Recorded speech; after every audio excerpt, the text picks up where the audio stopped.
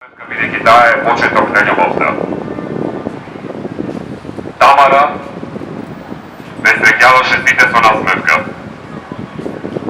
Тамара побара од Министерството за здравство со насмевка да добие пари 30.000 евра за да може да се оперира. Тие пари ги доби 2 дена по смртта. За 2 дена од денес ќе одбележиме една година страшно лицемерие и нешто кое што е балкање на споменот на мртвите. Убици! Убици! Убици! Убици! Убици! Убици! Убици! Убици! Основно јавно обвинителство, бидејќи предметот е во ваши раце, побарајте ги виновниците во Министерството за здравство. Не молчете, затоа што токму министерот Никола Тодоров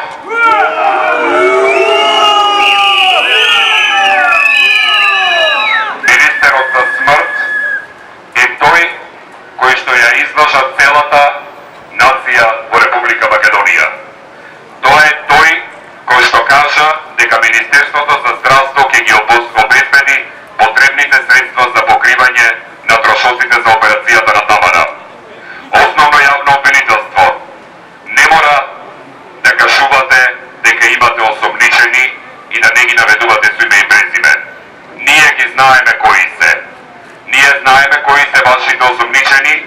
Прв во нив е министерот Никола Тодоров. Доколку министерот Никола Тодоров не понесе одговорност, вие не сте народна институција.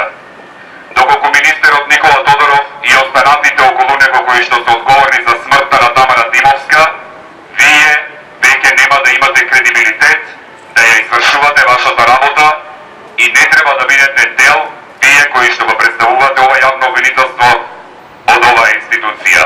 И вие, доколку не понесете одговорност итно, прикажувајќи ја токму таму каде што треба, вие треба да си понесете исто оставки да дадете.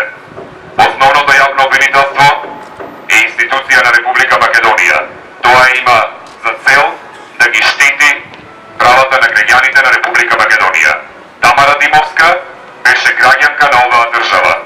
Тамара Димовска и беше ветено дека ќе се оперира. На Тамара Димовска никој не и даде шанса за живот. Вие година дена молчите. Точно ден пред одржување на споменот ви текна да се обратите до јавноста и да кажете дека сте во истражна постапка.